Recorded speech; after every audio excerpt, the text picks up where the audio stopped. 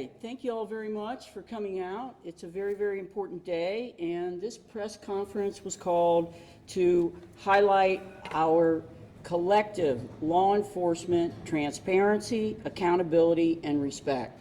I'm Sheriff Charmaine McGuffey, and I am the Sheriff of Hamilton County. You will hear from me in the regards of what our efforts are regarding law and order and safety in our county. We also have Chief Henney here standing with me, and Interim Chief Henney, and we also have Colonel Jones, who is standing here with me. Both of them will step up and talk about what these initiatives are and how our partnership is becoming so successful and, quite frankly, a model for the nation. So what I'd like to first say is this: our initiatives throughout Hamilton County are a collective effort in this city and beyond to make sure that all of our police agencies in this region are working together. In specific, you know, the Hamilton County deputies, the city, the highway patrol, we are working collectively along with community partnerships to ensure that not only are we balancing law and order, but we're also bringing to the community initiatives that move people forward, that put forth programming for our young people, for our young men and women who are in high school, people who are struggling, homeless people, addicted people. These are people that are important to our community, and we recognize that. And what we want to showcase for you here today is some of the things that we have seen, some of our progress that we have done in these last 15 days that we started collaborating in this partnership on a different level, because we've always collaborated. We've always been together in our goals and what we do in this county. But in this partnership that takes it to another level, in the last 15 days, what Hamilton County deputies have seen, I can speak to some of the numbers regarding arrests and things like that. And I'm also going to, of course, highlight what our community programs are, because we do our homework as law enforcement. We understand that there must be a balance, and that each of those balances must be very equal. And we must move forth initiatives to create law and order and safety for our citizens and also move people forward.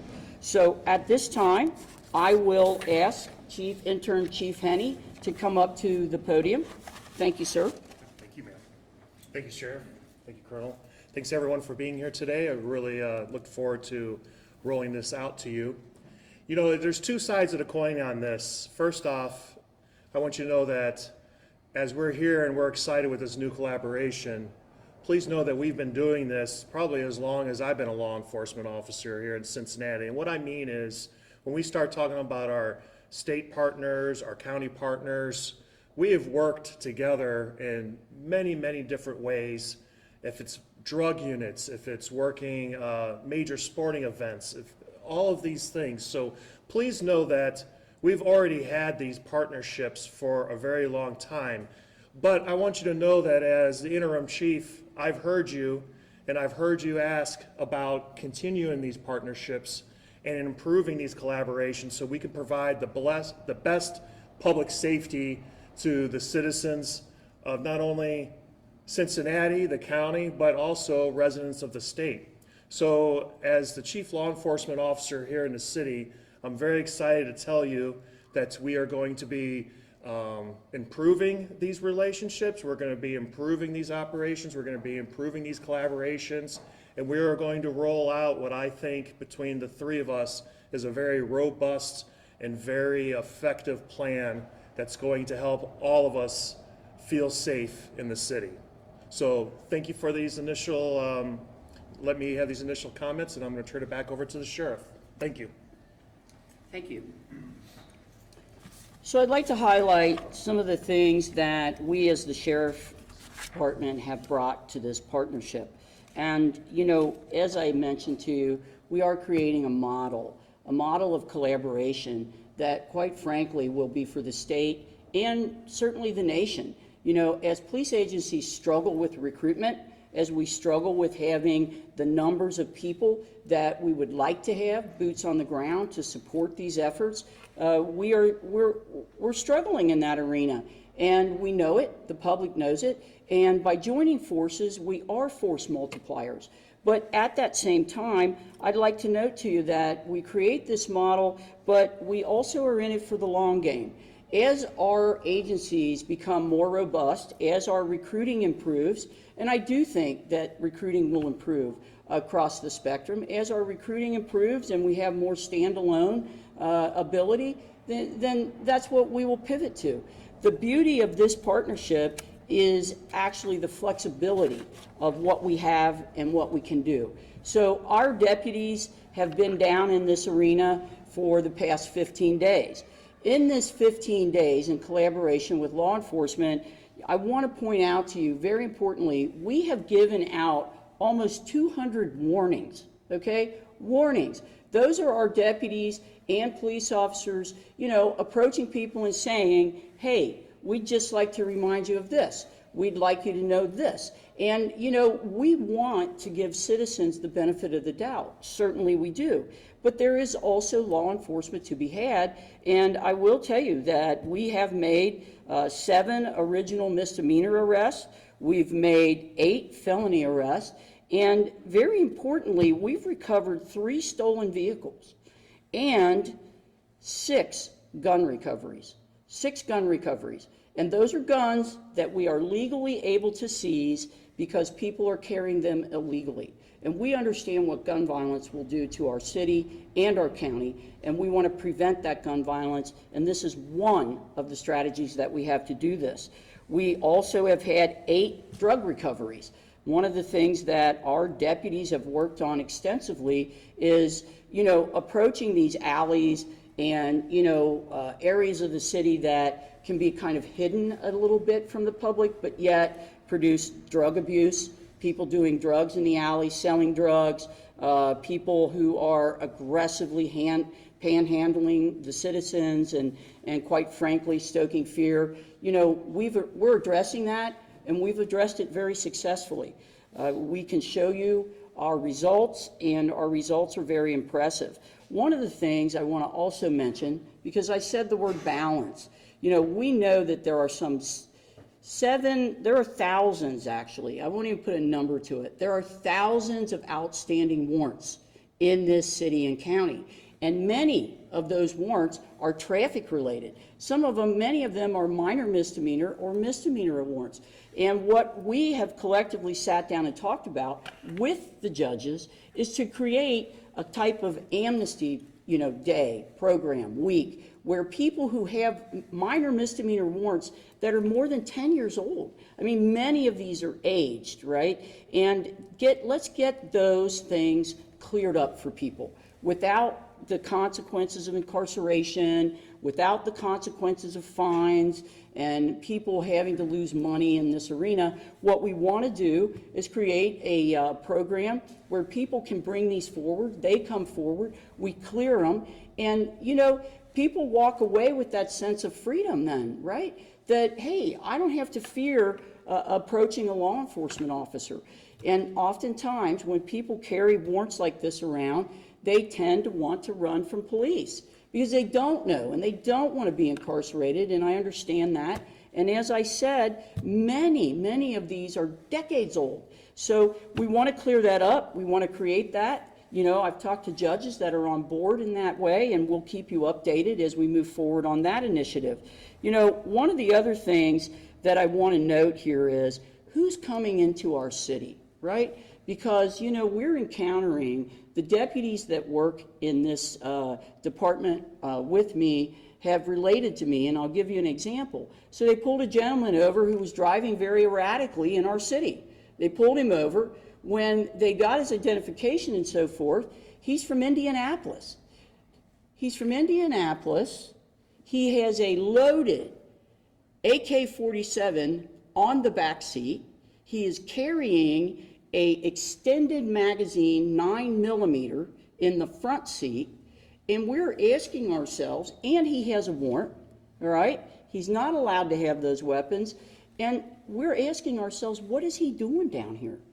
Why is he here, right? We handled that, we took care of it, and we're going to continue to do those things. As I said, these gun recoveries, we have to let people know you cannot, if you are not legally allowed to carry a weapon, don't do that, right? We are confiscating these weapons and we're getting them off the street. You know, these efforts, along with Highway Patrol, that will step up, Colonel Jones will step up here shortly and talk about what their initiatives are bringing. But, you know, I also want to talk about what we're doing on the community side, right? The balance, because that is so important. And I will let you know that there are community heroes out there that are everyday boots on the ground. We are supporting those initiatives, as is the city of Cincinnati, with funding, forfeiture funds, but also our presence and our participation. You know, we have a supersedes program that operates within the Sheriff's Department that has a 70% success rate. We have Brothers Inc., who operate Saturday Hoops. It's a group of men who understand what these issues are out in these neighborhoods. They grew up here, and they are out there working with young men and women to steer them in successful directions. We also work with a gun violence group. We've been meeting every other Tuesday, 7 o'clock at night, for years. We are present. The Sheriff's Office sits at the table with all the different community leaders that come to that meeting, and we're getting things done. We're getting things done.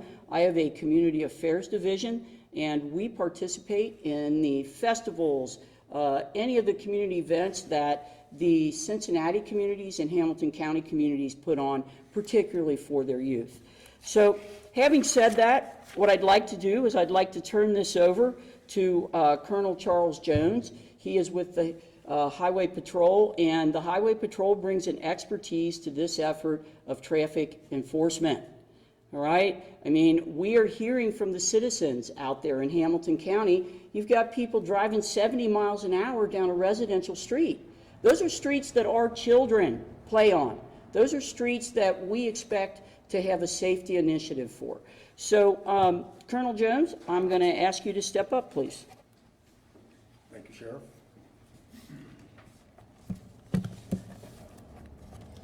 Well, good morning, and thank you all for being here.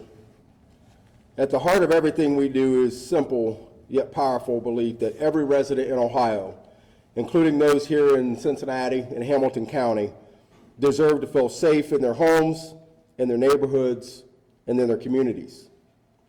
Safety isn't just a statistic, it's a promise. A promise that when you walk your child to school, when you drive to work, when you sit on your front porch, you should be able to do so without fear. On behalf of the Ohio State Highway Patrol, know that we care deeply about this community. We see the pain that violent crime causes, families torn apart, futures derailed, and neighborhoods destabilized. That's why we're here today, because compassion without action is just sentiment, and we're committed to turning care into impact. This commitment starts at the top, with Governor DeWine, whose leadership has made reducing violent crime and ensuring the safety of Ohio a cornerstone of his administration. Governor DeWine understands that a high quality of life is impossible without peace and security, and he continues to champion strategies to allow us to work collaboratively across all levels of law enforcement to make the streets safer. A clear example of that commitment is the assistance we have offered during recent violent crime reduction initiatives in the Cincinnati area. These operations bring multiple federal, state, and local law enforcement agencies together in an effort to remove violent criminals from the streets and improve the quality of life for everyone who calls Hamilton County home. Through these initiatives, we have taken actionable steps towards making your city and county safer. Let me share some of the ways these initiatives are not only working, but are also already paying dividends throughout the community. First, data-driven deployment. We're not casting a wide net. These are focused, intelligence-led operations targeting a small number of individuals responsible for the majority of violent crime. We use real-time data to identify high crime areas and repeat offenders, ensuring our efforts are precise and not random. The second actionable step we're taking involves strategic collaboration. This isn't one agency acting alone. We're combining the patrol's aviation resources, local patrols, and federal resources to create a unified front. On November 3rd, for example, our team safely apprehended a 13-year-old driving a stolen vehicle after a dangerous pursuit. That arrest was made possible by coordination between ground units and our aviation team without escalating the risk to the public. And the third actionable step in this collaboration is specialized enforcement. Each operation is tailored to the unique needs of Cincinnati. On October 14th, our team arrested a 15-year-old carrying an illegal firearm, just hours after a police officer was assaulted nearby. That same night, we recovered drugs, made multiple felony arrests, and removed a weapon from the streets. These aren't isolated wins. They're part of a sustained, collaborative effort. So what does that mean for the people of Cincinnati and Hamilton County? It means safer streets, it means fewer victims, and it means stronger communities. These initiatives are about protection. They're about restoring peace to neighborhoods that have been shaken by violence. And they're about showing that when we work together, and I say this a lot, when we work together at the state, the local, county, federal levels, it turns out better. Let me be clear. Crime isn't just a Cincinnati problem, and this partnership isn't unique to Hamilton County. We're deploying similar initiatives across Ohio because we know they work. We're sharing intelligence, personnel, and resources to take criminals off the streets so residents can feel safe and be safe. And we look forward to continuing our work here in the Hamilton County and in Cincinnati, along with our law enforcement partners who are committed, absolutely 100% committed to this community. Thank you. Sheriff? Thank you. So at this time, we'd like to take questions, if anybody has any questions. Yes. Define the area where we're talking, the stats you shared over the last 15 days. What area are we talking? Is that Reading down to the banks or geographically? Right, so we're talking about the general over the Rhine, which includes our business district down here with the restaurants and so forth. We span all the way down to the river. We typically try to stay, our deputies, in this block area here where most of the activity is in the evening. And of course, we're supported by Cincinnati Police, who give us guidance and help us when we need it. So Sheriff, you had spouted off a couple of statistics, 7 misdemeanors, 8 felonies, 6 gun recoveries, 3 stolen cars. How different is that than a normal 15-day period? We've got no context on that. I see. Well, the reason I gave you those numbers is really simply not to give you the big overview and try to compare statistics and put out percentages and so forth, but just to let the public know these are real-time things that our deputies are doing. It is a very simplistic presentation, I'll give you that, but it does allow the public to see and understand in a 15-day period, this is how our deputies are working in this arena. We're not down here to bang people's heads together. We gave out many, many warnings, and I want to compare those warnings to what we did enforcement-wise with arrests. So yeah, this press conference is not designed to crunch numbers. It's not designed to say who has this number and who doesn't. It's designed to let the public know this is the long game, and we're in it. We're in it, and we're going to stay in it, and we're going to stay in it with some productivity. Sorry, I don't mean to be obtuse here. I'm just Sure. confused. So are these numbers greater in the last 15 days than they normally would have been without these collaborations? You know, it would be very difficult for me to quantify that. As I said, my bringing those numbers to the table, there's plenty of time for us to crunch numbers. We can do that in many different ways. Cincinnati Police, we have our numbers posted, our percentages online and so forth. I simply want to talk to the public and give them a good idea of what we're doing down here. That's all. Sheriff, the chief mentioned that, you guys have had these partnerships for a while and that, improving these partnerships. What kind of challenges have you run into the past that are maybe changing now or you're improving upon between the sheriff's office Well, I'll let the chief step up and talk about that, but our first and foremost challenge is the numbers of police officers that we have in our agencies. Our agency isn't up to complement, neither are other agencies in this region. We're all, working to recruit quality men and women, and our numbers have to be elevated to where they need to be, to where we know you have efficient law enforcement numbers for those activities. And I'll let the chief express some thoughts on that. You know, it sounds pretty simple, but it's almost like an aha moment, right? So you think about when I was telling you all of this work that we've been doing together for all of these years for various other things. And you just take that for granted. You know that those partnerships are there. We're always working together. I know the federal government isn't here right now, but I mean, even with collaboration with them, we're always doing these things and we're always working well together. And then all of a sudden a light bulb just comes off and says, hey, we're trying to provide the best, we're in the public service business, right?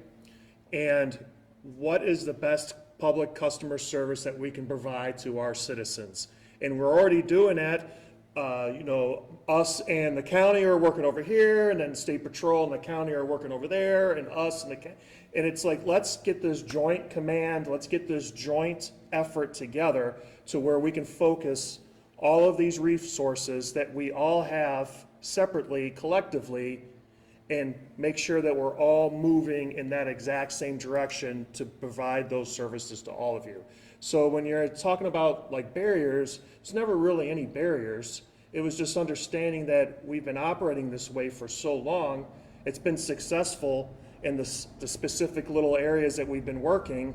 Let's give this a try and let's see what happens. So that's why we are here today to lay this out to you. Just on a mechanical level, that's a good question. Do radio transmissions, does State Patrol and Sheriff and Police, if something's happening, how does that work? So that's what's great about us already been working like this before, because we've worked those bugs out. Those are always those little nuances that you're always dealing with over the years. All of a sudden I get new radios and they don't have the radios, or this car, or whatever that may be. But that's the beauty of this is we're not starting from the basic foundation and trying to work our way up. We've already been hitting the ground running with a lot of other things, and now this is just a new direction that we want to hit. You mentioned Were this. you able to talk about the different things you have implemented since you came into this role? I would be more than happy to talk about that on a separate time, but right now I'd like this press conference just to focus on this joint collaboration, please. So you said that this collaboration has been occurring for a long time. The sheriff said that this is just at a different level for the past 15 days. Can you more specifically define what a different level is? Sure. I believe, just to clarify, when the sheriff was talking about the 15 days, if you remember, I can't remember off the top of my head, but there was a 30-day window where they assisted in providing extra patrols on Court Street, correct? So that was not a direct working group specifically with state or city. We just supported those efforts. This last 15 days was the same type of thing. They were out there, they were working, we helped them with whatever they wanted. What we're talking about now today is it's going to be all boots on the ground, all three now doing equal command, equal support with one another to get to that same conclusion. So that 15 days that the sheriff was talking about, what she just, and I'm not going to put two words in her mind, in her mouth though, is very successful. But think about that. The sheriff was successful, and that's 1/3 of the pie. Now all three of us are going to be together pushing that narrative forward, and I'm very optimistic that we're going to see even more success with that. And there are budgetary issues involved there, right? I know that August 6th to the September 5th, whatever that task force, there was money from the city that went to the sheriff's department, as best I recall. How do you all work that out? I mean, if you're pulling resources from State Patrol that they might want to be in Akron on Tuesday, but they're not in Cincinnati, that's a law enforcement, that money's involved. How does that work? So I'm not going to get too much involved in all the finances and all of this, but we're trying to always do more with less and trying to get more and more officers out there. What I can tell you is the collaboration that we're having now is going to involve full-time staff.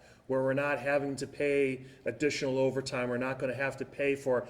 And I'm just being honest with you, as your chief here in the city, I would be a fool not to take advantage of anyone that wants to offer me additional resources to help all of us reduce crime in the city. So the more the merrier, and I'm optimistic that we'll work those little nuances out, but that's kind of where our mindset is. This started 15 days ago. What, I guess, sparked that to start, and why hadn't this started sooner?